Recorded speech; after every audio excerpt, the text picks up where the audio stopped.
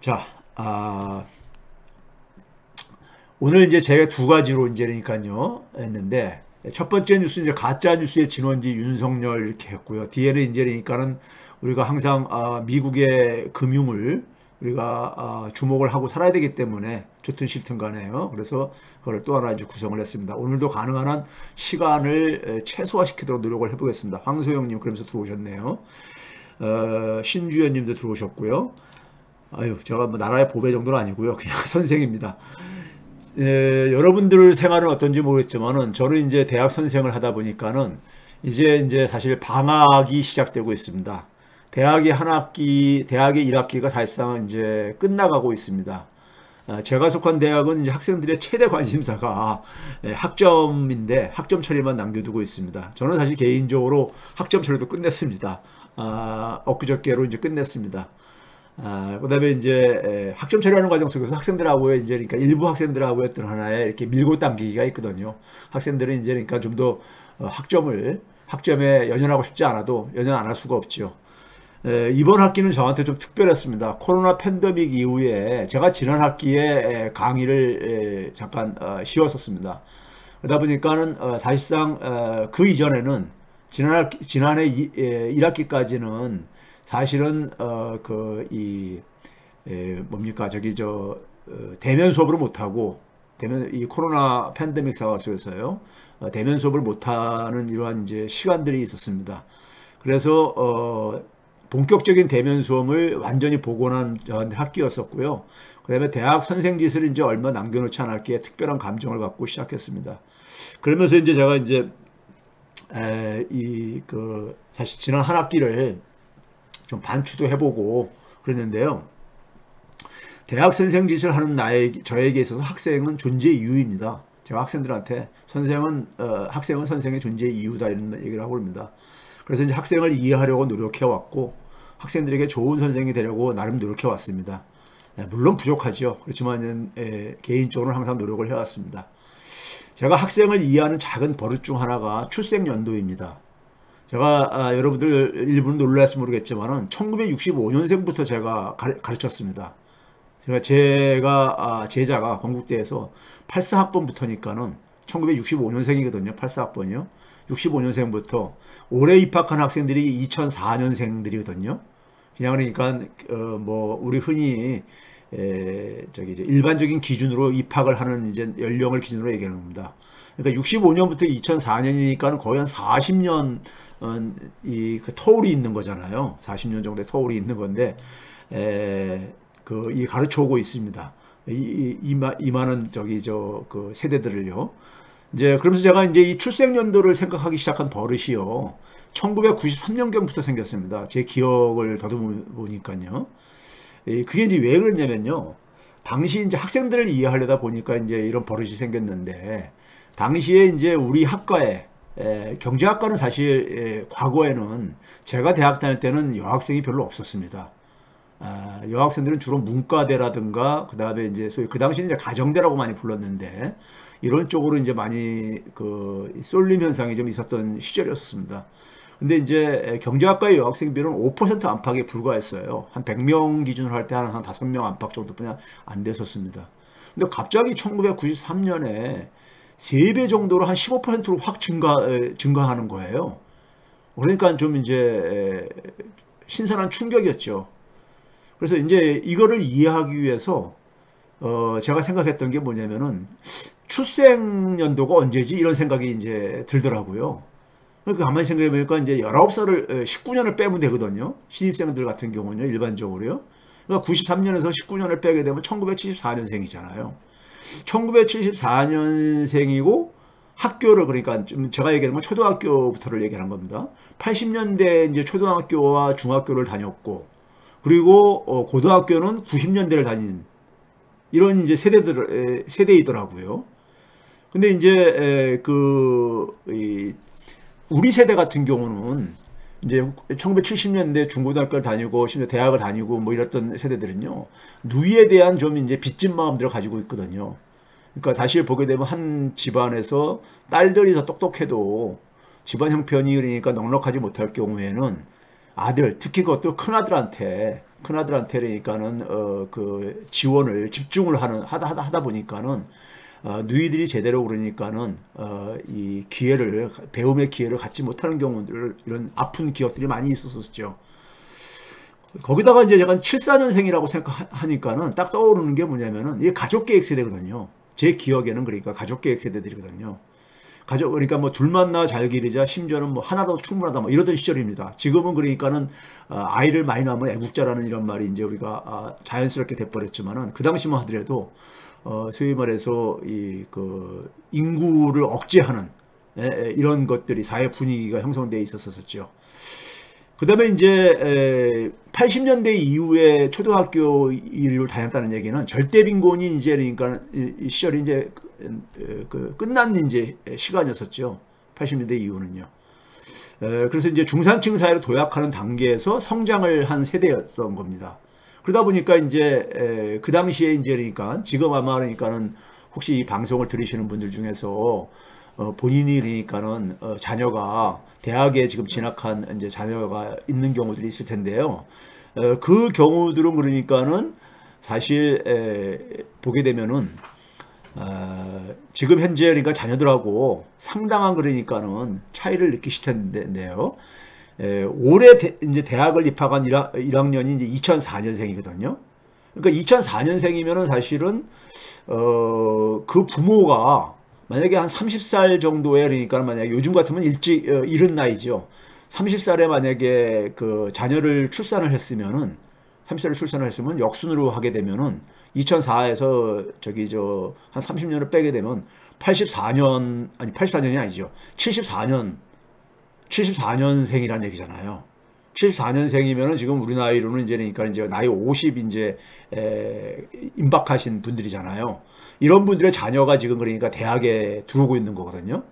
그러니까 제가 이제 초기에 가르친 학생들이 부모고 지금 입학하는 학생은 자녀가 되는 이런 이제 상황인 겁니다. 그러다 보니까 제가 이 부모하고 자녀들하고의 그 세대 격차를 자연히 그러니까는 그 이해가 좀 되더라고요. 그러니까 초기 제자들은 이제 기성세대가 된 거잖아요. 일종의 그러니까요. 부모 세대라는 게 이제 기성세대이고, 그들의 자녀가 지금 대학을 다니고 있는 경우인데, 대학생 자녀를 둔 분들이 아마 이해하겠지만은 사고의 엄청난 격차를 아마 평상시에 느낄 것입니다. 그 2004년생 하면은요, 사실 저한테 이제 이걸 이제 좀 이제 해석을 하려고 하다 보면은 2004년생은 사실 그 초등학교 유치원이라든가 초등학교 다닐 무렵부터 사실 그 인공지능 시대가 그 활짝 열린 시기였습니다. 우리가 대개 이제 인공지능 기술이 본격적으로 상용화가 되기 시작한 거를요 2010년경부터를 얘기를 합니다. 소위 말해서 그러니까 빅데이터가 확보가 되어지면서 소위 실수율이 그러니까는 굉장히 급격하게 감소하면서 인공지능 기술이 그러니까 상용화되는 게 2010년경부터입니다. 붐이 일어나는 것이요. 그러니까 공사학번에게요. 2004년생 그러니까 공사학번에게는 올해 들어오는 학생들이 이제 올해 들어오는 학생은 이제 공사학번이 아니네 이제 03학번이네요. 제가 이제 04년생을 잠깐만 착각해가지고 공사학번이라는데 03학번이죠. 2004년생에게 인공지능이라는 건 뭘 의미하는 거냐? 그 부모 세대라는 게 아까 얘기했듯이 그러니까 93년도에 대학을 들어왔었던 이런 세대들한테는요. 사실 그 인터넷과 사실 같은 개념이라고 저는 보고 있습니다. 인터넷과요. 인터넷이 94년부터 그러니까 우리가 일반 사람들이 이제 접근하기 시작했거든요. 요즘 세대들은 제가 이제 흔히 그런 얘기해요. 여러분들은 인터넷이 출생할 때부터 그냥 옆에 있었다 보니까는 산소처럼 우리가 매일 그러니까 우리가 이 호흡하는 산소처럼 우리가 소비하는 산소처럼 인터넷 없는 세상을 상상할 수 없지 않느냐 그런 얘기를 하는데 사실 저 같은 경우 제 세대한테는 제가 대학 다닐 때 인터넷이라는 게 등장하리라고 아무도 사실 그러니까는 얘기해 주신 분이 없었어요. 그러다 보니까는 사실 인터넷이 나왔을 때 굉장히 신선한 충격을 받았었고요. 그랬었거든요. 그런 점에서 이제 부모 세대들에게 인터넷이 지금 대학생들한테는 그러니까 인공지능이 바로 저는 이제 그런 기술이라고 생각을 합니다. 그러면 이제 우리가 기존 지식에서는요, 이미 정해진 답을 얘기하는 거죠. 기존 지식에서는 인공지능을 결코 이길 수 없는 지금 상황입니다. 근데 이런 기존에 이미 정해진 답을 그러니까 우리가 얻는 것을 교육의 중심에 놓고 우리가 학교를 다녔었던 교육을 받았던 기성세대가 요즘 자녀 세대들을 가르치려고 하다 보면은 꼰대로 보일 수밖에 없습니다. 꼰대로 보일 수밖에 없어요. 사실 인공지능 기술 세대한테는 정해진 답이라든가 기존에 이미 있는 답이라는 것은 별 의미가 없는 거거든요. 예? 이제 이런 점에서 제가 갖고 있는 교육 목표는 두 가지입니다. 제가 대학생 다닐 때 가졌던 목표가 저는 지금도 유효하다고 봐요. 지금도 유효하다고 보는데, 하나는 뭐냐면은 자기 눈으로 세상을 보게 해주는 것입니다. 자기 눈으로요. 자기 눈으로요.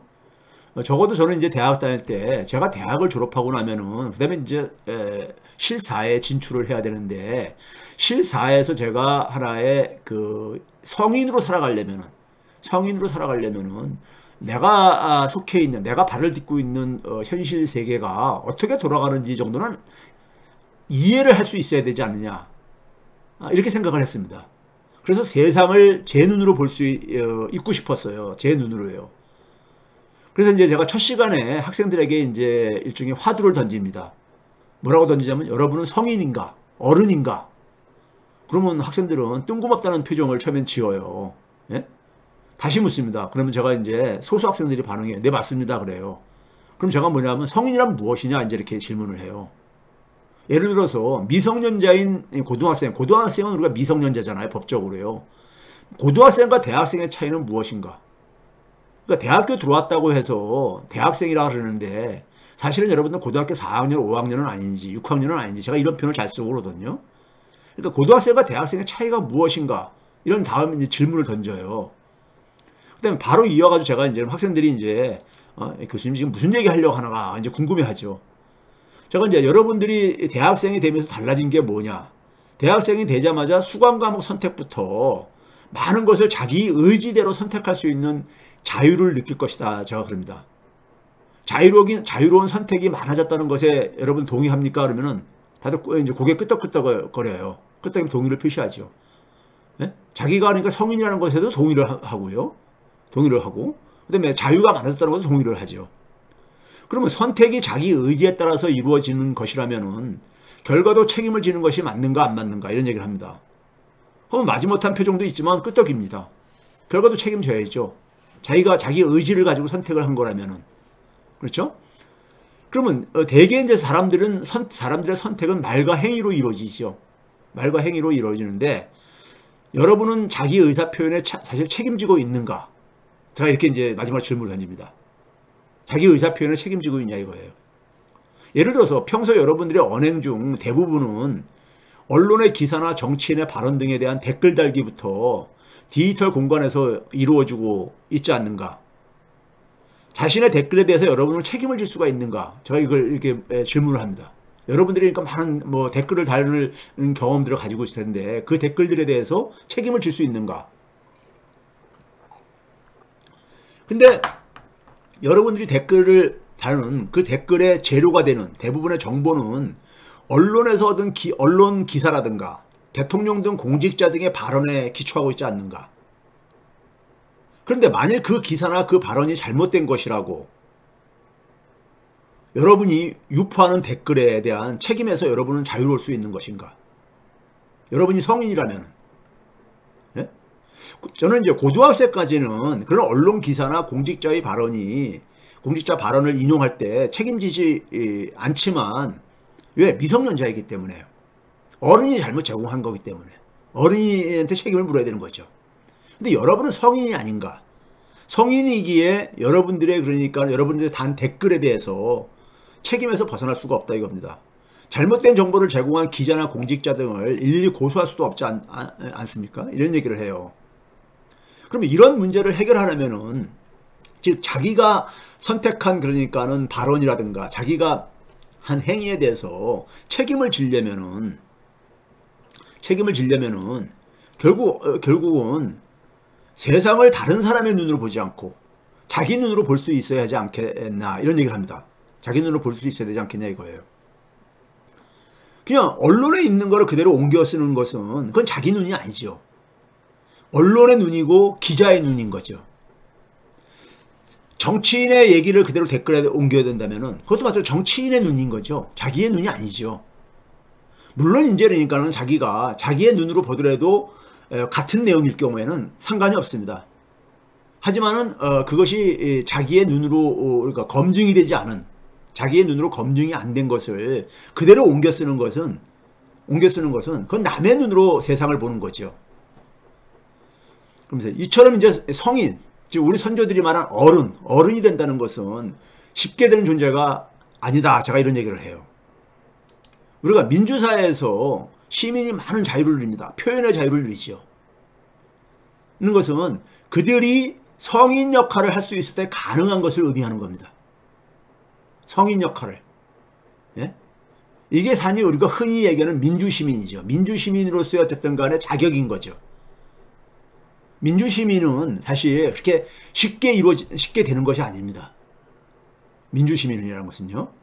민주시민이 그러니까 우리 국민들 중에는 민주시민이 아닌 국민들이 많다 보니까는 예?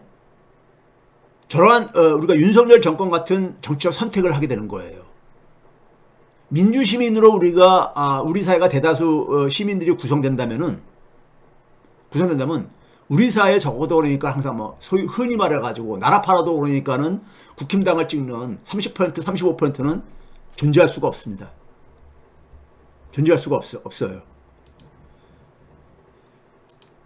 그러니까 이게 이제 그러니까는 성인 우리가 몸만 성인이지 자기 눈이 없는 어른이 많은 겁니다.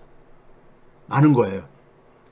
그래서 제가 이제 그럽니다. 여러분이 대학생을 성인이라고 생각한다면은 대학에서 공부하는 이유는 여러분이 조만간 진출할 현실사회에서 독립된 성인으로 살아가기 위한 역량을 갖추어야 함을 의미하지 않느냐. 그러기 위해서는 자신의 눈에 세상을 바라보는 자기 눈이 있어야 된가 동시에 또 하나는 뭐냐면 자신이 어떻게 살 것인가를 찾아내고 그 원하는 삶을 살기 위해서 필요한 실력을 갖춰야만 한다. 이런 얘기를 합니다. 그 어떻게 살 것인가는 스스로 찾아내야 되는 것이고 그거는 부모님이나 선생님이 해결해 줄 수 있는 게 아니죠. 자기의 삶이기 때문에요. 찾아낸 후에 어떻게 살 것인가를 찾아내고 난 후에 그에 필요한 실력을 갖추기 위해서 어떻게 공부해야 하는가는 선생이 도움을 줄 수 있고 또 주어야만 하는 거죠. 그게 선생의 존재 이유라고 저는 생각합니다. 그리고 여러분이 실력을 갖추는데 필요한 지원을 사회에다가 당당히 요구해야만 하는 겁니다. 당당히 요구해야만 하는 거예요. 왜? 한 사회에는 얼마나 훌륭한 인재를 많이 확보하냐에 따라 결정되거든요. 한 사회의 미래를 보려면 20년 후를 보려면 그 나라의 그러니까 20대를 보면 대충 보인다는 말이 있습니다. 그러니까 얼마나 그러니까 우리가 훌륭한 인재를 많이 갖추냐는 것은 우리 사회의 그것은 하나의 투자인 겁니다. 그렇기 때문에 사회에다가 지원을 요청을 해야 되는 거예요. 자기들이 실력을 갖추기 위해서 필요한 지원을요. 당당히 요구를 해야 되는 겁니다. 그래서 제가 이제 제가 기준을 가지고 교육의 목표를 이런 기준을 가지고 제가 교육을 하면서 제가 이제 이번 학기에도 우리 수업에서도 여러분에게 필요한 역량을 갖추기 위해서 훈련하는 시간이 될 것이다. 이렇게 이제 한 학기 수업을 시작을 했어요. 3월 달에요. 그래서 이제 민주사회 시민이 되는 것이 만만치 않은 일이라는 것을 여러분들이 이해를 한다면은 최근 우리 사회의 급격한 태보가 이해될 수 있습니다. 대통령은 국민 수준의 발현이라는 말이 우리가 회자하고 있잖아요. 예? 국민 수준의 발현이다. 대통령은. 예? 바로 그겁니다.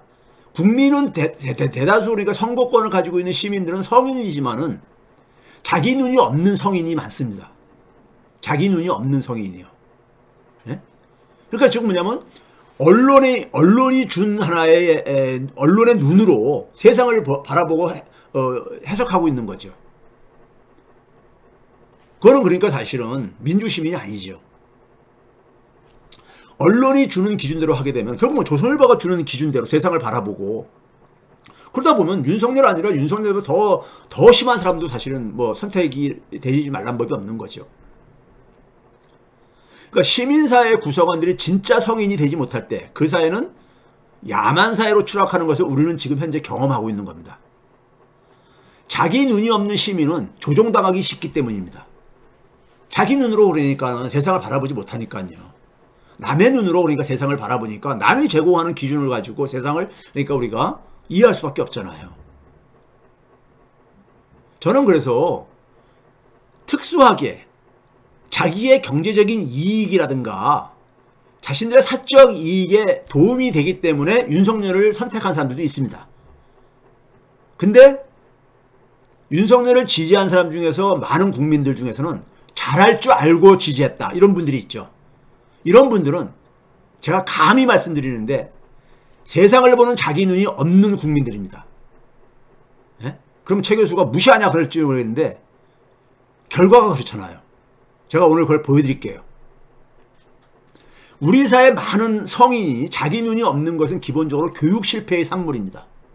저는 그래서 교육계에 존재하는 교육계 종사자로서 굉장히 부끄럽게 생각합니다. 이건 교육 실패의 결과물이거든요. 한국 사회의 교육이 민주시민 교육을 수행하기는커녕 특권층 이데올로기를 주입하고 있기 때문입니다. 문제는 초등학교부터 대학교까지 많은 선생들이 자신이 이러한 역할을 하고 있다는 사실조차 모르면서 인공지능보다 못한 지식 전수에 매몰되고 있다는 점입니다. 본인이 평소 일부 시민에게 듣는 이야기가 있습니다. 예? 정치가 중요한 것을 얘기하다 보면은 언론에 그런 걸 얘기하다 보면 이런 얘기를 합니다. 우리가 일반 국민이 먹고 살기도 바쁜 우리가 부패 언론에서 전하는 정보에 대해서 옳고 그름의 판단 능력이 없는데 국민의 잘못된 선택만 탓하면 어떻게 하냐는 것입니다. 자기들은 먹고 살기 바쁘다 보니까는 언론이 쏟아내는 그러니까 기사와 정보를 가지고 판단할 수밖에 없지 않냐 이거예요. 네? 이런 이제 하소연을 합니다. 저는 이 말 속에 대한민국의 문제가 함축되어 있다고 봅니다. 즉 우리 사회의 많은 국민들은 제가 계속 반복하지만은 자기 눈으로 세상을 보지를 못해요. 그러니까 언론의 눈으로 세상을 보는 겁니다. 조선일보의 눈으로 세상을 보고 있는 거예요. 그렇지 않으면 이게 해석이 안 되지죠. 이런 선택의 결과가요.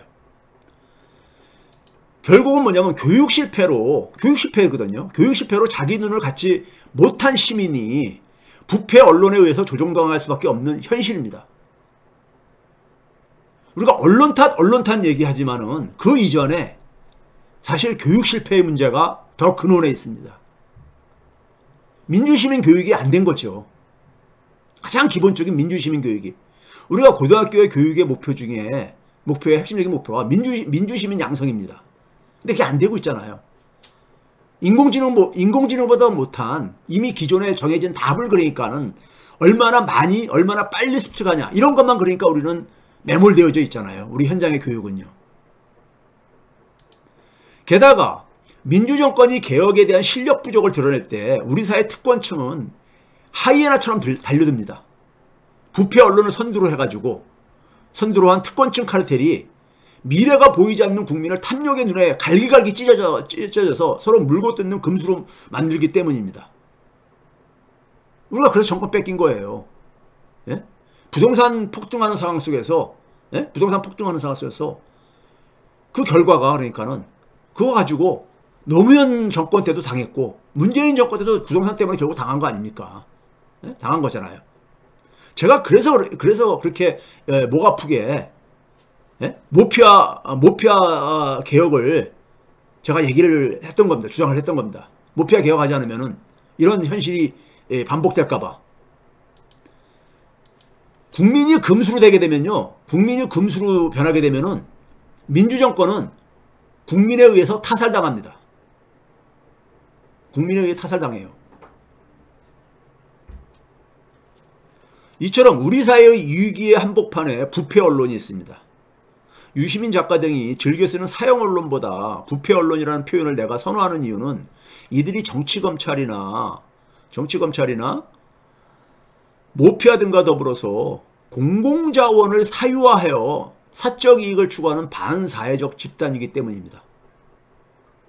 한국 사회에서 부패 언론은 자기 눈이 없는 시민을 그들이 원하는 방식으로 세상을 보게 하는 눈을 제공하고 있습니다. 다른 한편 부패 언론은 자신들의 어두운 면을 만들어 들춰내는 민주진영 인사들을 끊임없이 공격합니다. 저도 그거 가지고 공격 여러 번 받았거든요. 네? 말도 안 되는, 그러니까 제가 말한 내용의 취지하고는 관계없이 일정 부분을 그러니까 딱 잘라내가지고 그걸 자기 입맛에 맞게 왜곡시켜버립니다. 왜곡시켜버려요. 그래서 그걸 일일이 그러니까 귀찮게 언론 중재다가 가거든요. 네? 그리고 많은 사람들은 그 기사를 보고서는 그러니까는 최백은 교수가 이러이러한 얘기 했다면서 그게 막 유포가 되잖아요. 네? 유포가 되고 있잖아요. 그렇죠? 그러니까 대표적인 수법이 내용을 왜곡하기 위해서 내용 중 일부만을 앞뒤 부분에서 끊어가지고 왜곡시킵니다. 이렇게 왜곡된 내용을 국힘당은 하이에나처럼 공격거리로 삼고 극우 유튜버들은 이를 이제 유포하고 자기 눈이 없는 국민들이 이 내용을 공유하는 게 현실입니다. 제가 이제 서두가 길어졌는데요.